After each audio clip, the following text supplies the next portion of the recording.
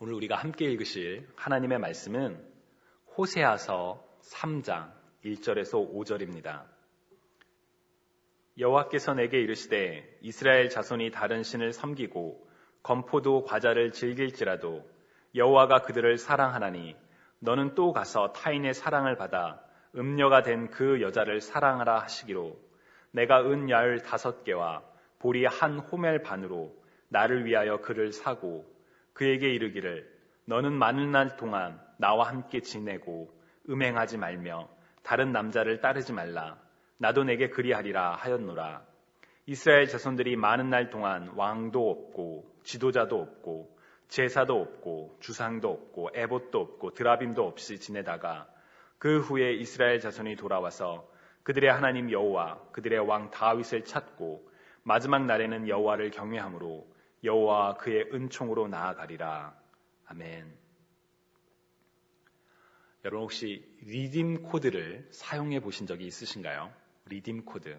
어떤 분들에게는 그 표현조차 좀 생소한 단어가 아닐까 싶습니다.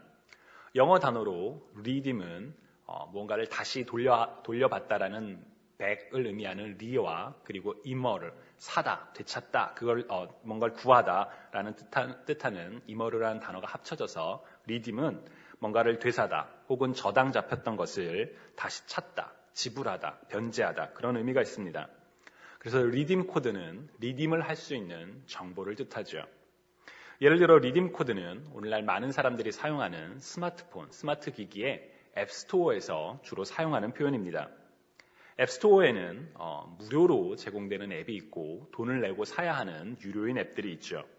그런데 간혹 개발자들이 혹은 다른 어떤 누군가가 선물 혹은 홍보의 목적으로 그 앱을 무료로, 유료인 앱을 무료로 제공하는 경우가 있습니다. 그러나 모든 이들에게 제공하는 것이 아니라 이제 누군가에게 특정한 이들을 대상으로 그거를 주려고 하다 보니까 유료인 앱을 무료로 살 수 있는 그 리딤할 수 있는 정보, 일종의 그 상품권, 기프트 카드와 같은 그것을 제공할 때가 있습니다. 그 코드를 이용하면 평소에는 유료로 해서 살 수 없는 비싼 앱도 무료로 받을 수가 있죠. 저는 앱 개발자는 아니지만 IT 분야에 관심이 많다 보니 이런 개발자들이 모여있는 커뮤니티를 자주 갔던 적이 있습니다. 그리고 그 커뮤니티에서는 간혹 개발자들이 리딤 코드를 나눠줄 때가 있습니다. 이 리딤 코드를 받게 되면 기분이 굉장히 좋습니다. 왜냐하면 공짜니까요. 여러분 공짜 받을 때 우리 기분 좋지 않나요? 평소라면 몇 불 혹은 몇십 불을 내고 사야 하는 그 앱을 공짜로 받을 수가 있습니다. 그래서 사실 공짜를 우리가 너무 좋아하면 안 되는데 기분이 좋죠. 그러나 사실 리딤 코드는 공짜는 아닙니다. 누군가가 내가 그것을 사용할 수 있도록 대신 지불한 것뿐이지요. 다만 내 지갑에서 내가 가지고 있는 돈에서 비용이 나가지 않으니까 저를 비롯해서 많은 사람들은 리딤 코드를 공짜라고 생각을 하고 심지어 공짜로 얻게 된 그 앱의 가치를 낮게 평가하는 경우도 있습니다. 원래는 비싼 앱인데 그것을 공짜로 얻었으니 그냥저냥 대충 사용할 때도 있죠. 그래서 리딤 코드는 혹은 공짜는 보다 본질적으로는 내가 비용을 지불하지 않았지만 얻게 된 소중한 것들의 가치에 대해서 우리는 종종 간과할 때가 있는 것 같습니다. 리딤 코드는 공짜다라는 인식이 저에게 가득할 때 저에게 혼란을 주었던 단어가 하나 있습니다. 그것은 리뎀션이라는 단어입니다. 이 단어는 속죄 혹은 구원으로 번역이 되죠. 예수 그리스도에 의한 속죄, 구원을 영어 성경에서는 그리고 영어권에서는 redemption이라는 단어로 표현을 합니다. 리딤 코드는 그냥 공짜인데 그래서 막 기분이 좋은 단어인데 막상 redemption이라는 단어는 뭐랄까 굉장히 무겁고 이렇게 함부로 대하면 안 되는 그런 단어였기 때문에 두 단어는 같은 어원을 가지고 있으면서도 굉장히 그 온도차가 달라서 혼란이 있었습니다. 그리고 그 단어를 더욱더 혼란스럽게 했던 내용은 바로 룻기입니다. 이방 여인이었던 룻이 남편을 잃고 시어머니인 나오미와 함께 나오미의 고향인 이스라엘로 돌아가서 살다가 나오미의 친척 중인 한 명인 보아스와 룻이 만나서 혼인하게 되는 이야기. 그리고 보아스와 룻을 통해 태어난 그 자손이 바로 다윗의 조상이며 그리고 좀 더 시간이 흐른 뒤에 바로 예수 그리스도가 태어나게 되는 이야기. 아마 여러분들도 이미 잘 아시는 내용이리라 생각합니다. 이 룻기에 자주 등장하는 단어가 하나 있습니다. 바로 무르다라는 단어죠. 기업을 물을 자. 이 보아스는 기업을 물을 자니라 라는 표현이 자주 나오죠. 개역개정에서 번역된 무르다라는 단어는 사실 저의 일상에서는 그렇게 자주 사용되는 단어는 아니었습니다. 아니, 들어본 적도 사실 없었습니다. 그래서 그냥 무르다라는 단어를 봤을 때 그냥 무르다는 무르다구나 하고 넘어갔었는데 나중에 이 단어의 영어 번역을 보고 영어 성격을 보고 놀란 적이 있습니다. 바로 redeem이라는 단어가 이 무르다를 번역한 단어이기 때문입니다. 그래서 제 안에 혼란이 생겼어요. 도대체 redeem이 가지고 있는 의미는 무르다는 무슨 의미일까? 나중에 히브리어를 공부하게 되면서 무르다 혹은 redeem으로 번역된 히브리어는 가알이라는 단어이고 이 가알이라는 단어에서 이스라엘의 굉장히 중요한 사회적 제도 중 하나인 고엘이라는 제도가 나왔다는 것을 배우게 되었습니다. 이스라엘 사회에서 고엘 제도는 가난으로 자신을 노예로 팔게 된 경우에 가까운 친척 중에 한 명이 그 사람을 되찾을 의무를, 돈을 지불하고 그 대가를 지불하고 그 사람을 다시 자유인으로 만들어야 하는 의무가 기록되어 있는 제도입니다. 레위기 25장 47절에서 48절에 보면 동족 중 한 명이 외국인의 노예가 되었을 경우에 친척 중에 한 명이 그 값을 대신 지불하고 그를 자유의 몸이 되게 하라라는 규정이 있지요.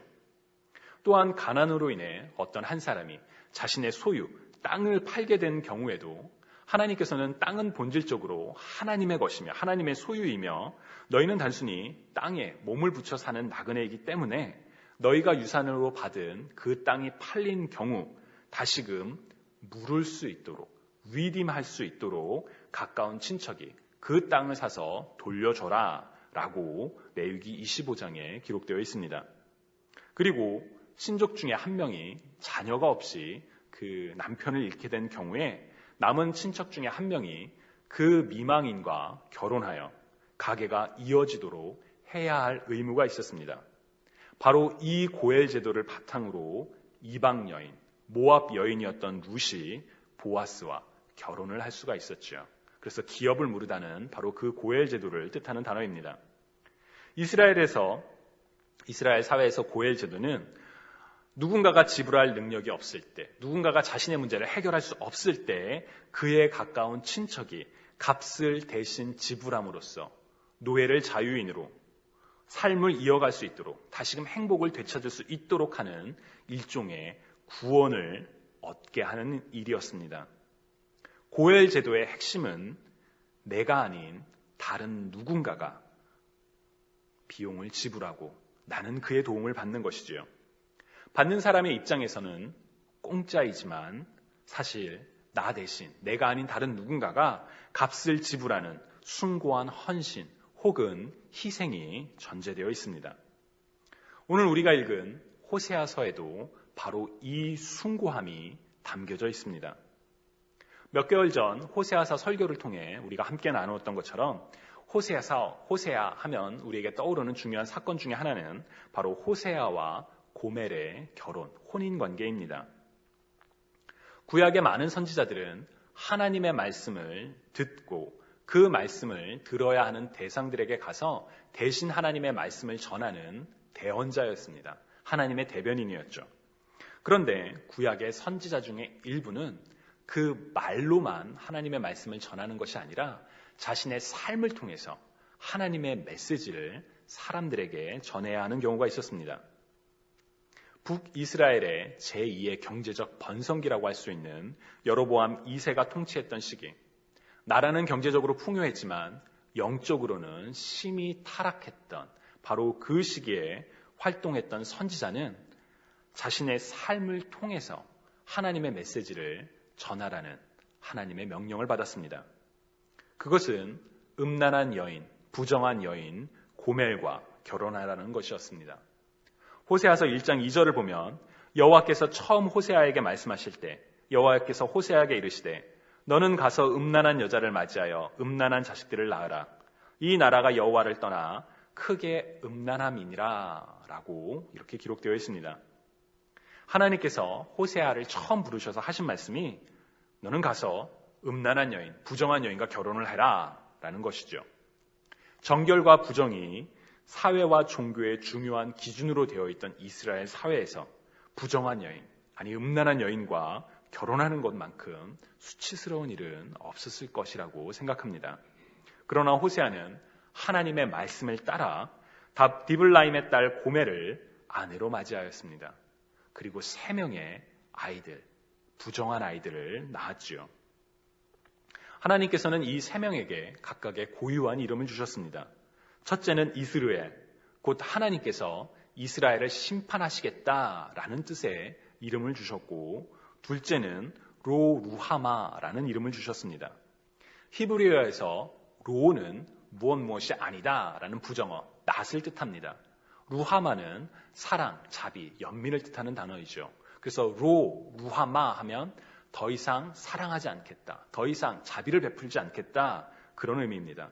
즉 하나님께서 내가 더 이상 이스라엘에게 자비를 베풀지 않겠다라는 의미의 이름을 주신 것이지요. 그리고 셋째는 로암미, 히브리어 암미는 내 백성이란 뜻입니다. 즉 로암미는 내 백성이 아니다. 하나님께서 더 이상 이스라엘을 내 백성, 하나님의 백성, 하나님의 소유가 아니라고 말씀하시겠다는 그런 강한 메시지가 이 호세아와 고멜의 자녀들에게 담겨 있었습니다. 하나님께서 호세아에게 음란한 여인 고멜과 결혼을 하게 하신 일이나, 그리고 태어난 3명의 아이들에게 이렇게 무거운 이름을 주신 이유는 바로 이스라엘이 깨닫기를 원하셨기 때문이었습니다. 출애굽의 과정 동안 하나님과 시내산에서 언약을 맺고 언약의 백성, 하나님의 백성이 되기로 했던 이스라엘은 우상 숭배에 빠져서, 음란함에 빠져서 하나님을 떠나 제멋대로 살아갔던 바로 그 모습이 부정한 여인 고멜과 닮아 있었기 때문입니다. 그런 그들과 함께 결혼, 곧 언약의 관계에 있으셨던 하나님께서, 그리고 그 3명의 자식들을 통해서 신실하지 못한 이스라엘 백성들에게 경고를 보내고자 하셨던 것이지요. 호세아는 바로 이 하나님의 메시지를 자신의 삶으로 직접 전해야만 했었습니다. 그러나 호세아서에 담긴 하나님의 메시지는 경고로 끝나지 않습니다. 이어지는 호세아서 2장 후반부를 보시면 하나님께서는 그렇게 하나님의 품을 떠난, 하나님과의 언약을 깨어버린 이스라엘 백성들에게 2장 19절에 기록된 것처럼 내가 내게 장가들어 영원히 살되 공의와 정의와 은총과 긍휼이 여김으로 내게 장가들 것이라고 말씀하셨고, 또 23절에 보시면 내가 나를 위하여 그를 이 땅에 심고 긍휼이 여김을 받지 못하였던 자를 긍휼히 여기며 내 백성이 아니었던 자에게 향하여 이르기를 너는 내 백성이라 하리니 그들은 이르기를 주는 내 하나님이시라 하리라 라고 기록되어 있습니다. 즉 하나님께서는 로루하마, 더 이상 자비를 베풀지 않겠다고 하셨지만 내가 여전히 너희를 긍휼히 여기며 너희에게 자비를 베풀겠다라고 말씀하셨고, 또한 너희는 로암미, 내 백성이 아니다 라고 말씀하셨지만 내가 너희를 나의 백성으로 삼겠다. 정말 하나님의 무한한 사랑과 자비가 담겨있는 메시지를 주십니다. 그리고 이어지는 오늘 본문인 호세아서 3장에서는 하나님께서는 죄인을 다시 물으시는, 다시 값을 주고 되찾는 사랑을 보여주십니다. 오늘 본문 1절에서 여호와께서 내게 이르시되 이스라엘 자손이 다른 신을 섬기고 건포도 과자를 즐길지라도 여호와가 그들을 사랑하나니 너는 또 가서 타인의 사랑을 받아 음녀가 된 그 여자를 사랑하라 라고 말씀하셨습니다. 여기서 건포도 과자는 우상 숭배에 사용되었던 그런 음식입니다. 즉 우상 숭배에 빠져 있다는 걸 보여주죠. 하나님께서는 호세아에게 다시금 이스라엘에게 가르쳐주라. 너를 떠나 다른 사람의 사랑을 받은, 그래서 부정한 아내인 그 여자를 다시 사랑하라, 되찾으라 라고 말씀하셨습니다. 그리고 2절에 내가 은 15개와 보리 한 호멜 반으로 나를 위하여 그를 사고 라고 기록되어 있죠. 2절은 해석의 관점에 따라 조금 다르게 해석할 여지가 있습니다.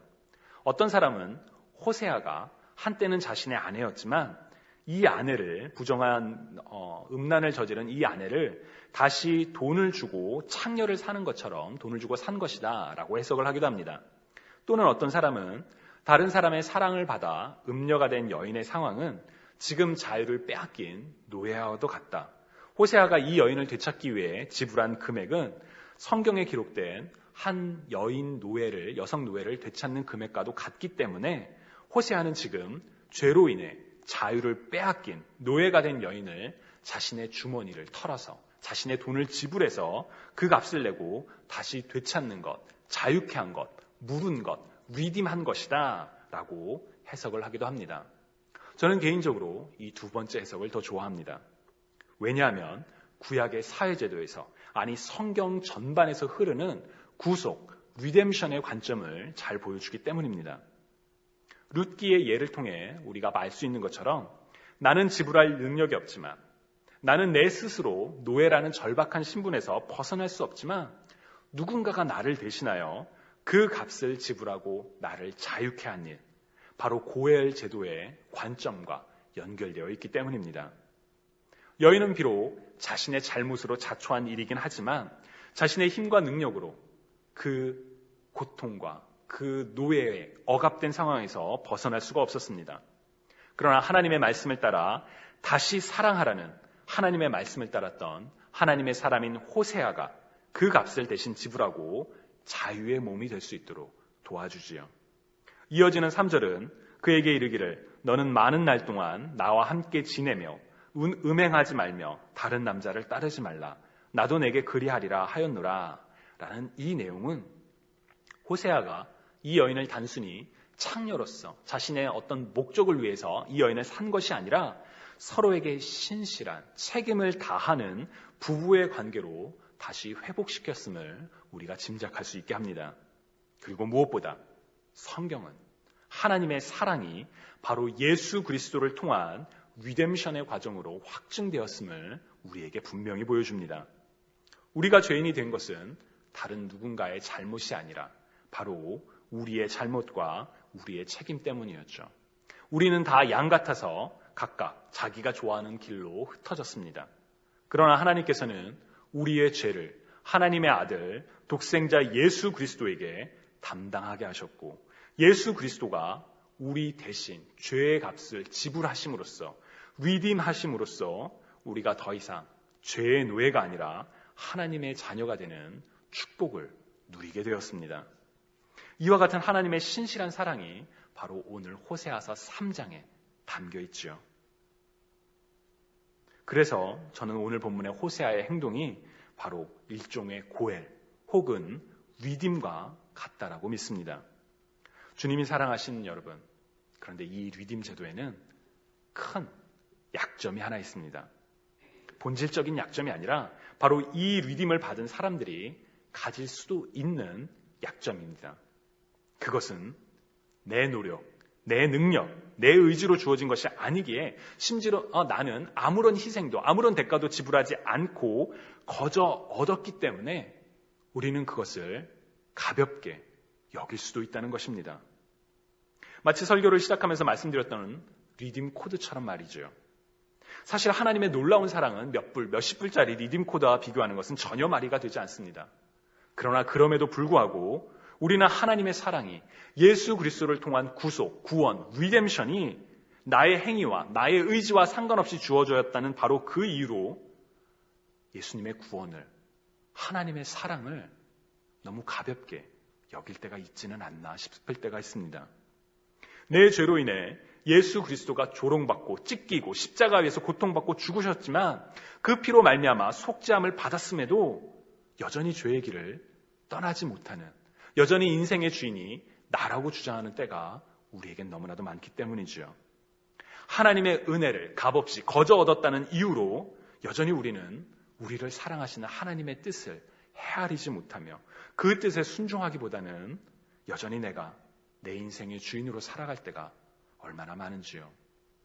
주님을 사랑하시는 여러분, 호세아의 삶을 통해서 하나님께서는 하나님의 백성들이, 하나님의 자녀들이 비록 신실하지 못하다 할지라도, 그 계명을 잘 지키지 못한다 할지라도 하나님께서는 여전히 그들에게 신실하시며 여전히 사랑과 자비가 많으신 하나님이심을 분명하게 보여주고 있습니다. 그리고 하나님의 그 놀라운 사랑은 바로 우리의 죄를 물으시는, 리딤하시는 예수 그리스도를 통해 다시금 우리에게 그 누구도 부인할 수 없도록 분명하게 확증되었습니다. 우리에게는 공짜와 같은 선물이지만 바로 죄 없으신 하나님의 독생자께서 우리를 살리기 위해 대신 흘리신 그 보혈을, 그 사랑을 기억하며 오늘도 하나님의 은혜를 따라 하나님께서 기뻐하시는 삶을 살아가는 우리가 되면 참 좋겠습니다.